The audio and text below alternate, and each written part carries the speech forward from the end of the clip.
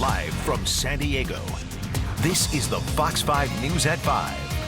All right, if you're just joining us, a U.S. drone was shot down by Iranian forces, escalating tensions between the two countries. So Iran claims that the drone was over Iranian airspace, essentially giving them the freedom to shoot it down. But the U.S. says unequivocally that that is not the case, that it was in international airspace.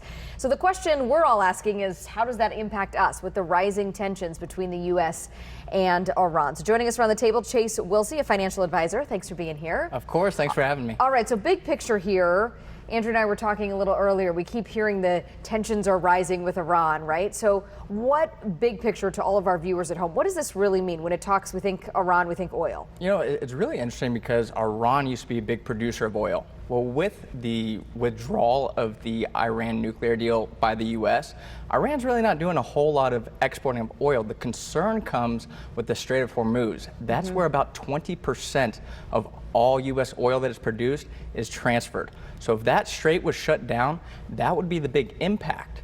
But over the longer term, what we've seen is actually a lot of other countries now are able to come in on that production side. So the U.S. since 2008, they're about 140% in terms of oil production. Canada now, they occupy about 40% of our imports. We used to be at the mercy of Saudi Arabia and OPEC back in the 70s. You remember the Saudi oil embargo of 1973, 1974 really crippled our economy.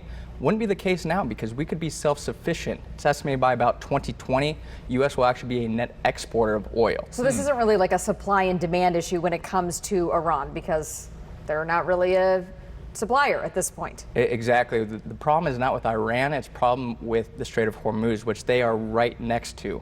And it's a very narrow strait, waterways in that narrowest point, about 21 miles, so very easy to control. Okay, so let's just say that that was impacted. Would you, I mean, in your line of work, would you likely then see, okay, now we are going to start to see some impact for folks who have money in oil or things like that? I think there would be some impact. It's not going to be as drastic as we've seen before. As I said, a lot of other countries now, like Russia, Brazil, even Canada, the U.S., as I've said, they've come online. So OPEC is not the monopoly it used to be.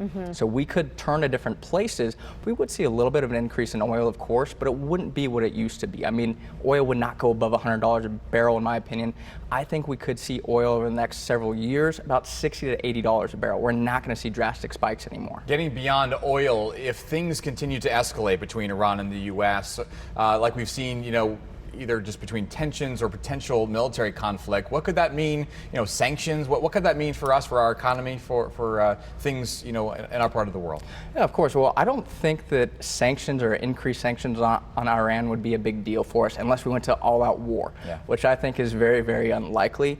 Iran, on the other hand, they're really struggling. They have, you know, negative economic growth. They have rapid inflation, which is not a good thing. You want controlled inflation, not runaway inflation, and also extremely high unemployment. So increased sanctions would hurt them, but from our perspective, we don't do a whole lot of consumption of Iranian goods, so it wouldn't have a major impact on the U.S. consumer. Something to watch and see for sure. Chaser, always appreciate your insight. Thanks for being here. Thanks for having me. You bet.